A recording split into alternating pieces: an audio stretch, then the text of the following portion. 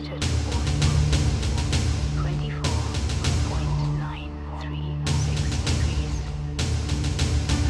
Gravitational escape velocity 3,121 miles per second.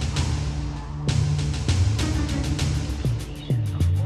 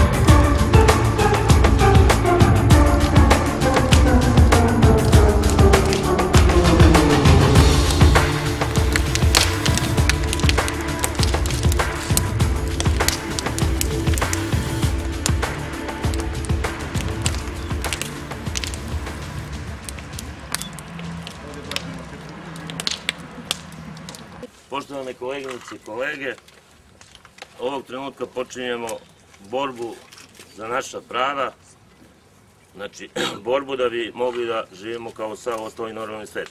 Na početku bih želeo da se zahvalim novinarima koji su u velikom broju se odazvali našem pozivu. Hvala im i samo bih ih zamolio da stvarno prenesu ono što bude rečeno i ono što budete dobili napisano.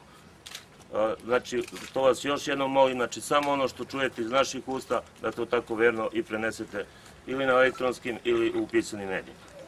Mi smo danas rešeni smo čvrsto da zapalimo naše diplome, naučne radove, znači naša priznanja, zahvalnice. Ovaj potez je iznuđen zbog neodgovornosti osnivača i vlasnika ove institucije, a kao što znate ili možda ne znate, ja ću vam reći, ova institucija je 100% u vlasništvu države. Pokušali smo raznim načinima borbe da se obratimo državi, da skrenemo pažnju na naše probleme koje traju unazad nekoliko godina, međutim, nigde nismo naišli na razumevanje. Znači, obraćali smo se svim institucijama ove države, počev od predsjednika, preko skoro svih ministarstava, ministara, i posebno najčešće smo se obraćali Ministarstvu za nauku, ali osim verbalne podrške nismo imali nikakvu podršku u onu pravu. Zato smo se i odlučili za ovaj čin. Zahtjevi sindikalne organizacije ovog centra, koja čini većina zaposlenih, a ovo su ujedno i zahtjevi svih zaposlenih, su sledeći. Da se isplate, pod hitno isplate 10 zaostalih zarada. Poslednju isplatu smo primili za novembar mesec 2008. godine.